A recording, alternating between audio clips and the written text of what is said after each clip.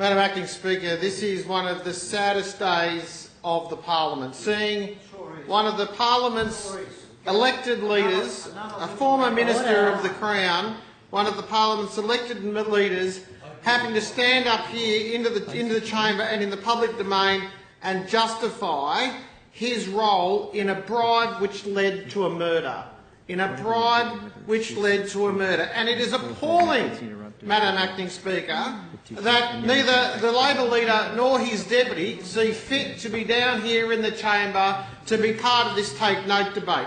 Madam Acting Speaker, I've had time and time again have I been involved, unfortunately, on the senior side of the union movement. And I'm not surprised, Madam Acting Speaker, I'm not surprised to hear the details as illustrated in this report by the Upper House on the Currawong property.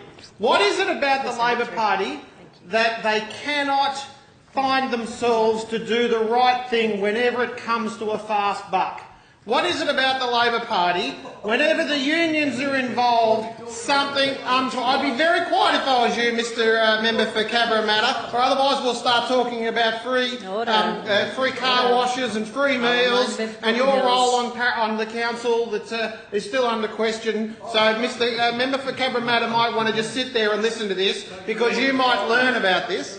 You might want to listen, you might want to learn something about this, and it will improve the credibility and the conduct of members of the Labor Party. Because I reckon, Madam Acting Speaker, when Paul Keating was dragging the opposition leader's name through the mud, he had this report in his hands.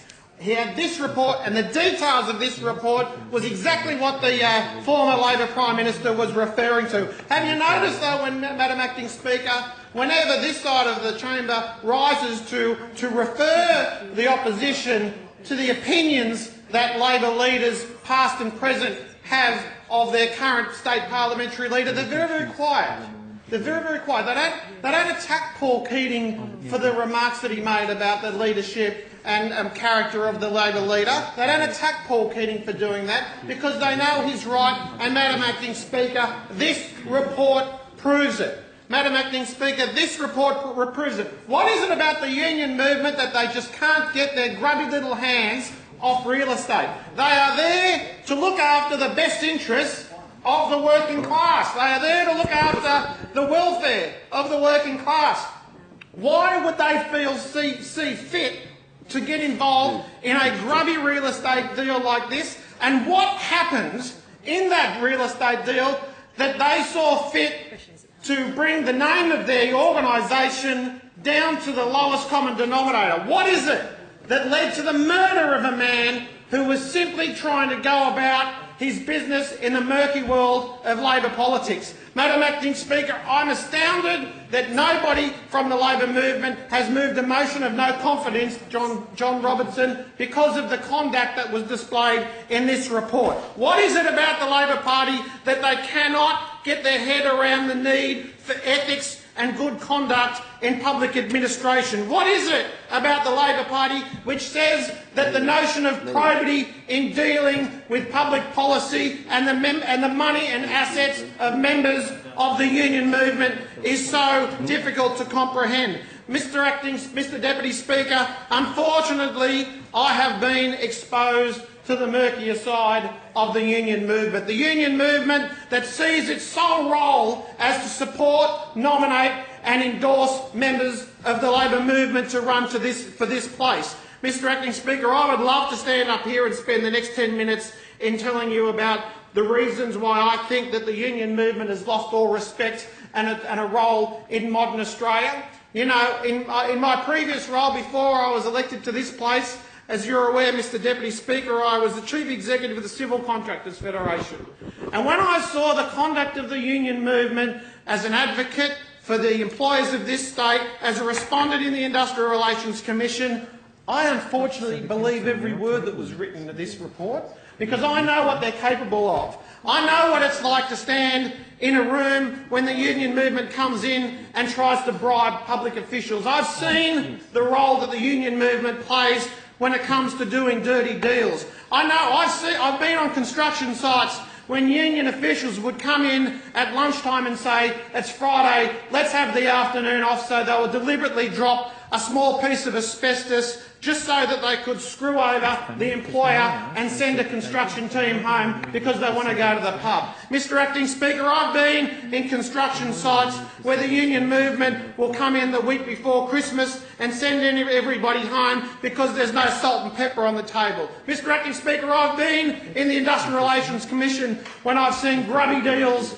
imposed on employers of this state simply because a union official needs support on a certain construction site to get re-elected to his official. And Madam Acting Speaker, Mr Deputy Speaker, can you hear the silence from those opposite? Because they know everything that I'm saying is dead right. They will not stand up and defend the union movement any more than they will stand up and defend the opposition leader for his role in this grubby, dirty deal that he was involved in with Currawong. Mr Acting Speaker, a murder was committed. A murder was committed in the name of a deal between the union movement and the government. That is appalling. That is appalling. That is exactly the type of disgraceful act that we expected of the Labor Party of old. We should be rolling out names like Rex Jackson. We should be rolling out names like Richard Face. We should be rolling out names of Joe Tripodi. The union movement and the Labor Party promised us. They promised us when they got kicked out in 2011 here in Macquarie Street.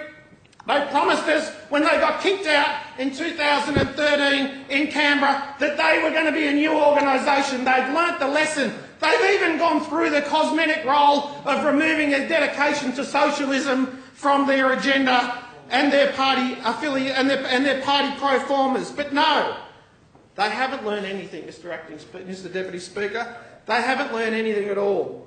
They are sitting on that side of the chamber knowing full well that everything that the member for Hawkesbury and I have said is right. They are embarrassed. They are embarrassed because their party has been scarred and certainly dragged through the mud because of their acts of John Robertson, the union movement and people like Mr McGurk. Mr Deputy Speaker, I refer to the article by Andrew Clonell in the Daily Telegraph. He highlights the fact that Mr Robertson's leadership group, including the member for Maroubra, has asked Mr Robertson to remove his Chief of Staff from office because of the concerns surrounding the Chief of Staff's... The member for Maroubra rises on a point of order. Apart from it being untrue, it's irrelevant, and I ask you to draw... What's your point of order? Point of order standing order 76. Mr Acting Speaker, to the point of order, this is in the public domain. This is a take-note debate on a parliamentary inquiry that has been handed down. This is in the public domain. The Labor Party and the Labor leader does have an obligation and a responsibility to justify why Ian McNamara is still on the public purse. Point of order, Madam Mr Deputy Speaker. If you read the motion, we're taking note at this time on the Legislative Council Select Committee report on the sale of the Currawong property. If the member for Baulkham Hills can find that gentleman's name anywhere in that report, I'll defer. But he can't because it's irrelevant, and I ask you to draw him back to the leave of the motion. Mr Acting Speaker, to the point of order, I'm happy... You're supposed to be sitting down Speaker, and somebody else... Order, you sit down and I'll remind you that you're already on 3 calls. Now, I will listen further to the point... Order, the Parliamentary Secretary is taking a point further to the point of order, right? I want to hear that first. I want to hear his first... Mr Acting Speaker, to the point of order, I'm happy to defer back to the leave of the motion. I just wanted to hear the member for Maroubra defend Mr McNamara against attacking this chamber. But I will go back to the motion, Mr Acting Speaker, which you've done. Thank you very much. Now, the member for Auburn had a point of order? Yes, Mr Deputy Speaker, the point of order was simply a clarification on the ruling regarding when a point of order is taken on this side, whether the other side has to sit down, and I just wanted to be clear that that's the case. Thank you. I know, and it would have been the case for you too when you stood up. I call the Parliamentary Secretary and Member for Balcombe Hills back to the... Thank you, Mr Deputy. And I uphold the point of order too. Thank you, Mr Deputy Speaker. Let's get back to the report. Let's get back to the findings.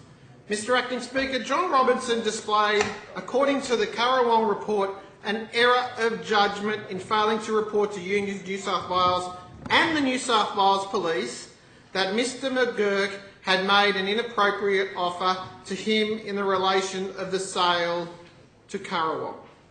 Mr Acting Speaker, an error of judgment is something that occurs when you accelerate through an orange light. An error of judgment is something that occurs when you're involved in putting your tax return in and you forget to put the interest from an account. This is not the type of error of judgment that someone who claims to be an alternative Premier should have on the public record. Mr Acting Speaker, the Labor leader now, unfortunately, has forfeited his right to stand up here and give members of this chamber a lecture in ethics. Because he has showed an outrageous error of judgment that led to the murder of a man. This isn't something that we should be sweeping under the carpet. This is an error of judgment. Order, Mr Deputy Speaker. Now, Standing Order 73 says that reflections on a member of this place should not be done except by way of substantive motion. Now, Mr Deputy Speaker, unless I have misheard him, the member for Balcombe Hills has just said that the Leader of the Opposition was somehow connected with the murder of Michael McGurk. And that is an absolute disgrace. Hear that. I didn't hear that. You might want to get an answer to read it back.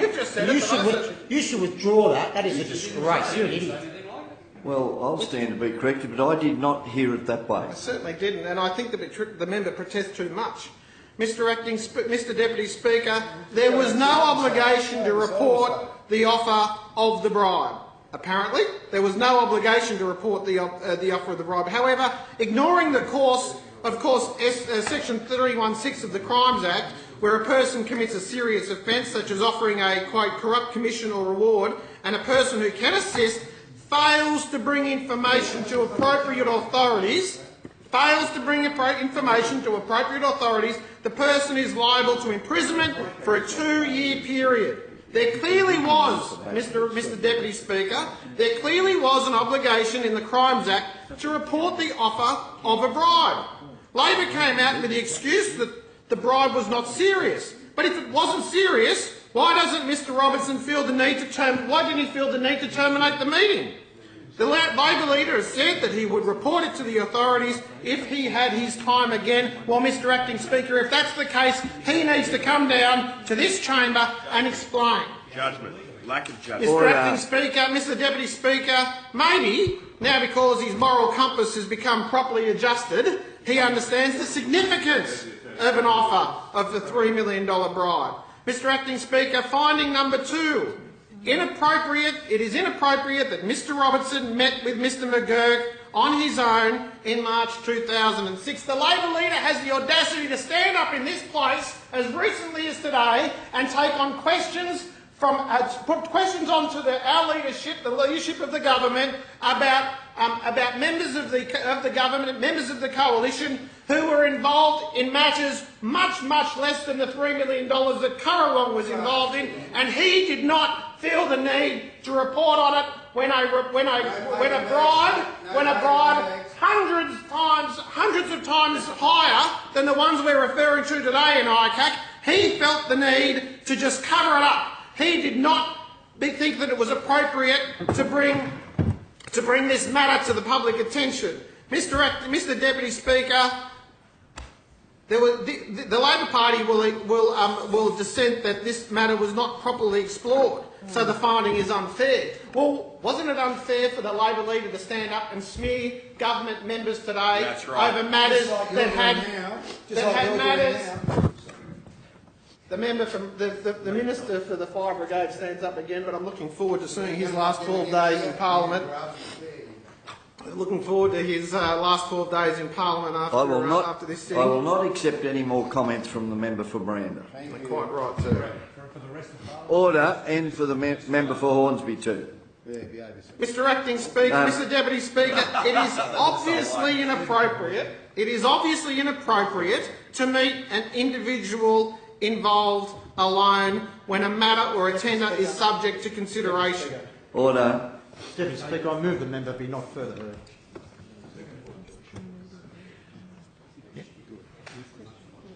The question is that the motion as moved by the member for Maroubra be agreed to.